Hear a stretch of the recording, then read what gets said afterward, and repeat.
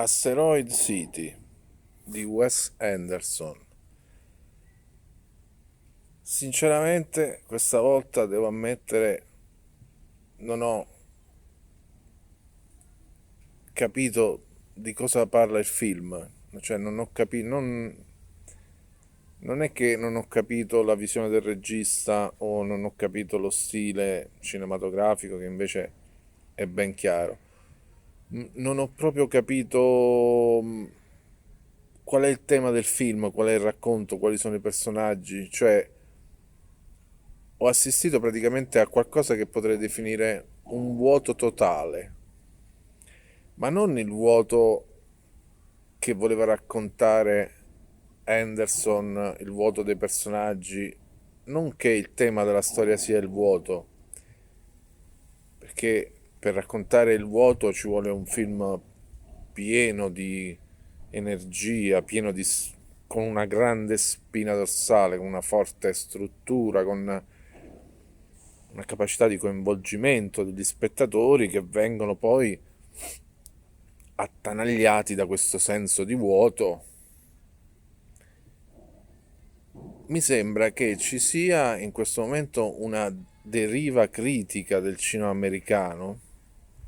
in particolare del cinema mainstream americano, perché poi i film indipendenti, le cose più interessanti ce le tengono nascoste e da noi probabilmente non ci arrivano mai se non in streaming, a confezionare scatole vuote, cioè vedo continuamente nuovi film in uscita che sono belle scatole colorate come quelle che si vanno a prendere dal pasticcere la domenica, però dentro non c'è la torta, dentro non c'è niente. E mi ha piuttosto sorpreso questa cosa nel nuovo film di Wes Anderson, perché avevo particolarmente apprezzato uno dei suoi film di animazione che secondo me è veramente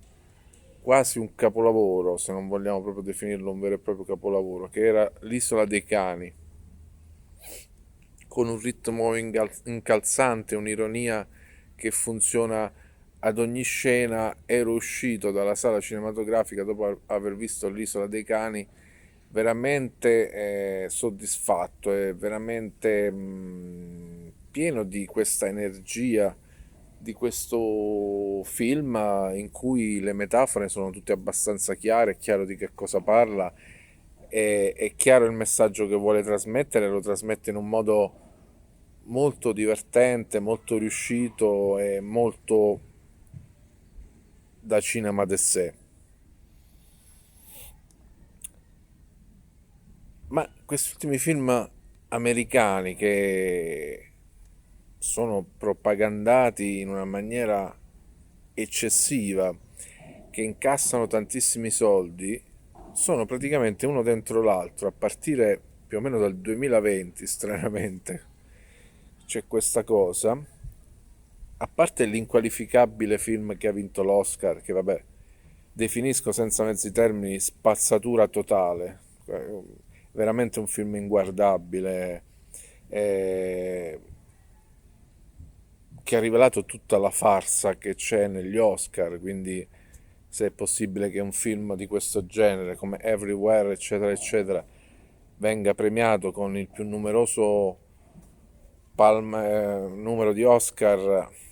della storia, un film talmente stupido, talmente adolescenziale, talmente privo di contenuti, significa che c'è una chiusura di un ciclo. Ma è da un po' di tempo che vedo dei film anche di autori che qualche anno fa hanno fatto cose molto importanti, che sono esattamente scatole vuote, colorate scatole vuote, che siano Barbie, che siano Oppenheimer, che siano questo film di Anderson, grandi pubblicità, grande clamore mediatico, e il pubblico del mondo occidentale che arriva in massa al botteghino a pagare il biglietto. Mm, Ovviamente ci si aspettava da Anderson una visione del mondo diversa, o almeno che ci fosse una qualche visione del mondo che aveva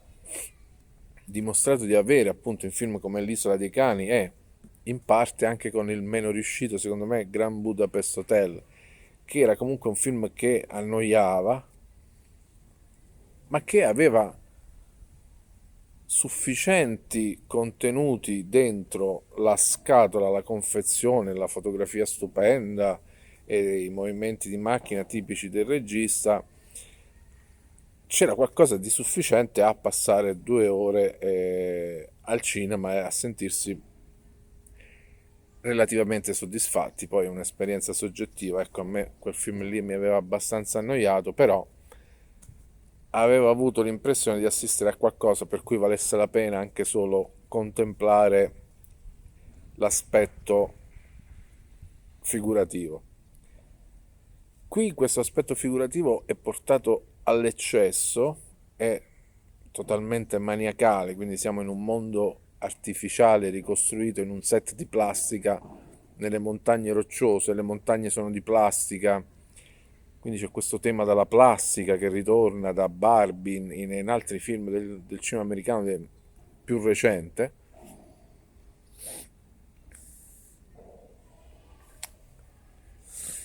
E il regista ci delizia inizialmente con questa composizione dell'immagine maniacale di colori pastello. Siamo negli anni 50 e c'è una comunità che vive appunto in questo paese di plastica nelle montagne rocciose, che poi si scopre essere la messa in scena di una pièce teatrale. Quindi questo set finto non è altro che un set cinematografico barra teatrale del drammaturgo interpretato da Adrien Brody, che sul retro della scena, in sequenze girate in bianco e nero, ha pensato, ha ideato questa storia che gli attori stanno vivendo, e c'è una confusione tra personaggi e attori, tra vita reale e finzione. Insomma, un tema che è importantissimo, che è stato trattato da tantissimi capolavori della storia del cinema, qui ridotto praticamente a una specie di barzelletta. E questo aspetto figurativo di Henderson all'inizio può anche funzionare, ci sono delle battute divertenti e sembra che il film prometta bene, prometta divertimento, prometta un autore che scrive in maniera brillante, in maniera che delizierà il pubblico durante le 2 ore di proiezione. Invece il film insiste ossessivamente su questa forma, su questa estetica, fino a diventare veramente noioso. Insiste continuamente su questa recitazione scelta da Henderson, totalmente priva di emotività, di emozioni, di coinvolgimento, dove gli attori sembrano loro stessi annoiati, recitano appunto volendo mettere in scena forse il vuoto esistenziale dei personaggi, e non ci riescono assolutamente, perché quello che mi è arrivato, perlomeno a me, è la noia. Non è la recitazione di sottrazione del cinema di Bresson, che ripetuta raggiunge un picco incredibile sull'emotività dello spettatore. Qui è il contrario, cioè il metodo che vorrebbe servire non so a che cosa finisce per svuotare completamente anche la storia e annoiare totalmente il pubblico. Perlomeno questo è quello che ho percepito io. Ma la cosa più fastidiosa forse del film è questa insistenza continua sull'aspetto estetico, maniacale, che non approda a nulla. Cioè, si fa fatica davvero a capire anche di cosa parla il film. Quindi sono una serie di scene, di pezzi di bravura, tra virgolette, più o meno riusciti, dove anche i personaggi non hanno nessuna drammaturgia, non hanno nessun collegamento tra loro. Sembrano davvero personaggi che escono fuori dal nulla con situazioni, eventi, come la mamma morta di questo gruppo di bambini dentro un'urna di plastica, insomma, dove si porta il pranzo. Che cosa c'entra? Cioè, sono vari pezzi, varie situazioni che non c'entrano nulla l'una con l'altro, l'esatto contrario di una drammaturgia che coinvolge lo spettatore, in cui tutto è collegato. Faccio l'esempio di David Lynch, a cui molti hanno detto i suoi film, i suoi ultimi film non hanno una trama, non raccontano nulla, non si capisce nulla, io non riuscivo a seguire per esempio Inland Empire o Mulholland Drive. Ecco, quei film sono l'esatto opposto di questa confezione vuota che crea Henderson,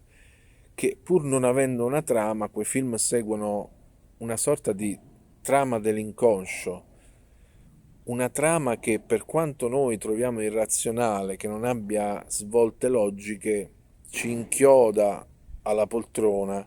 e ci identifichiamo in una maniera drammatica coi personaggi, il modo in cui vengono girate le scene, ma il modo stesso di raccontare tutta la vicenda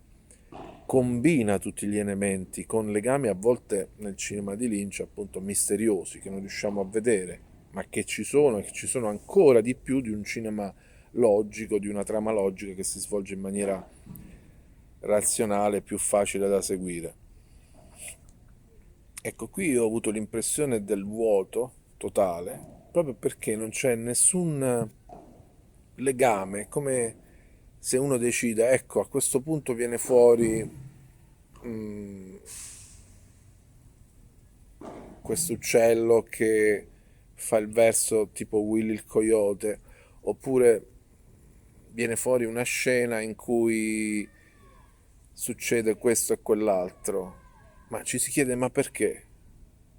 Perché accadono queste cose? Non c'è nessuna giustificazione del film, un film che non si capisce neanche di cosa parla. Quindi mi sembra che ci sia una deriva estetica enorme, forzata, verso questi paesaggi finti, appunto virtuali, metaversi, plastificati,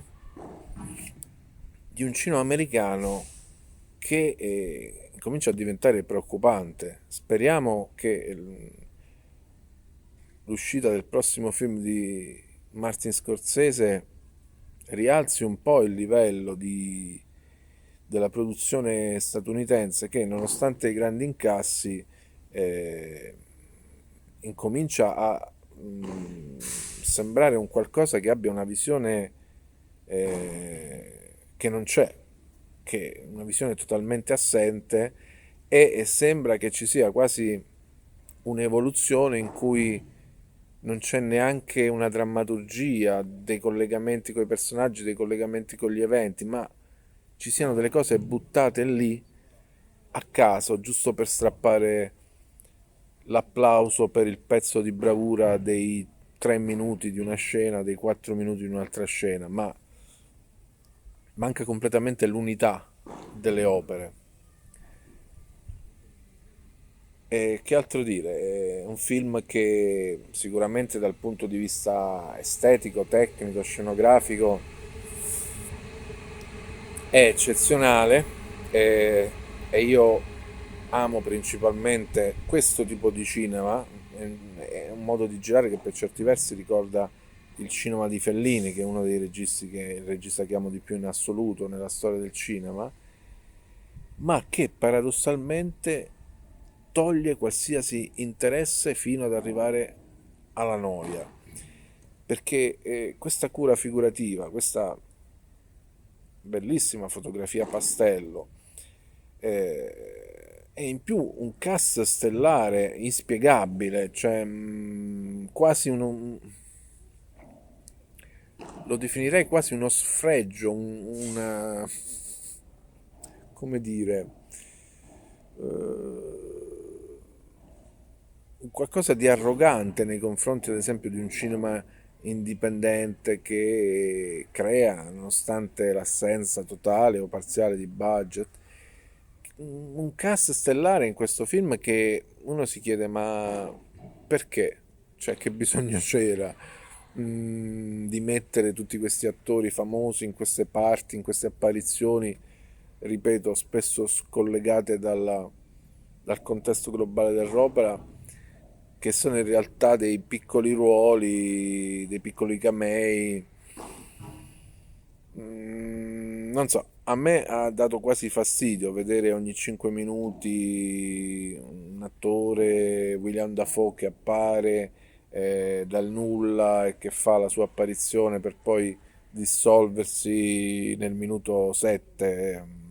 e tutti gli altri attori star che costellano questo film, anche perché uno si chiede ma quanto può essere costato un film del genere? Un film che però non racconta nulla, che non ha... io non ho visto nessun contenuto, cioè per me questo film è veramente una scatola vuota. E questo modo di girare molto originale, coreografico, quasi un balletto tra telecamera, personaggi e dialoghi, cioè la macchina da presa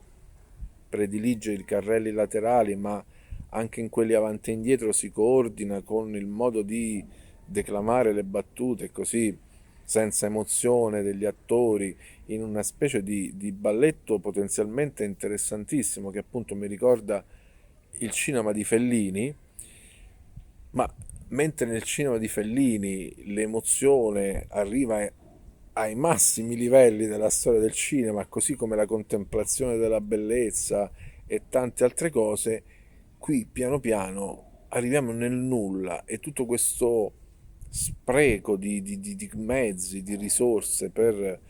creare immagini potenzialmente, figurativamente molto interessanti,